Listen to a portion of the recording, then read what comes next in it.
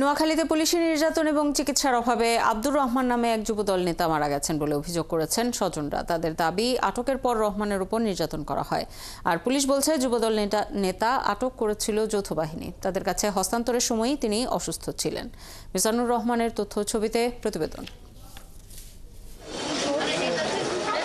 রবিবার ভোরে যুবদল নেতা আব্দুর রহমান ও তার বন্ধু হাবিবকে যৌথ বাহিনী তাদের গ্রামের বাড়ি নোয়াখালীর সোনাইমুড়ি উপজেলার সোনাপুর ইউনিয়নের হীরাপুর থেকে আটক করে।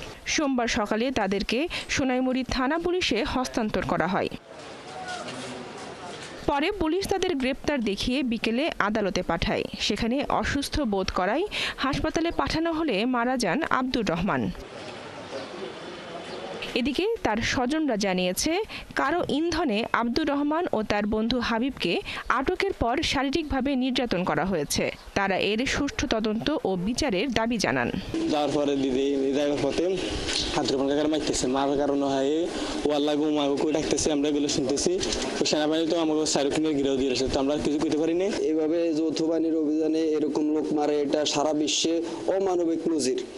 এর আমরা সুস্থ তদন্ত এবং শাস্তি যারা ঘটাইছে বা ইন্ধন দিয়ে যারা ঘটাইছে এদের সুস্থ বিচার দাবি করতেছি। তারা কি পরিমাণ নির্যাতন করছে, তার হাত পা পুরো বরফ হয়ে গেছে, সে উঠতে পারতেছে না, বসতে পারতেছে না। তারা যে প্রপার ট্রিটমেন্টের ব্যবস্থা করে নাই। এদিকে নিহত আব্দুর রহমানের মৃতদেহ ময়নাতদন্ত শেষে পরিবারের কাছে হস্তান্তর করা হবে। আর গুরুতর আহত হাবিবকে পাঠানো হয়েছে ঢাকায়। রোগীর শরীরে কোনো কাটা ছিঁড়া, গুলি বা মেজর কোনো রকমের জখম ছিল না।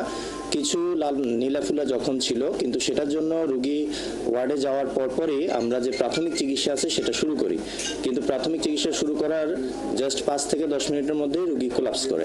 এই বিষয়ে সোনাইমুড়ি থানার ভারপ্রাপ্ত কর্মকর্তা ফোনে জানিয়েছেন, তাদের কাছে হস্তান্তরের সময় থেকেই অসুস্থ ছিলেন আব্দুর রহমান ও হাবিব। সে সময় সোনাইমুড়ি স্বাস্থ্য কমপ্লেক্সে তাদের প্রাথমিক চিকিৎসাও দেওয়া হয়েছিল। মৃত আব্দুর রহমানের নামে সোনাইমুড়ি থানায় 3টি মামলা রয়েছে।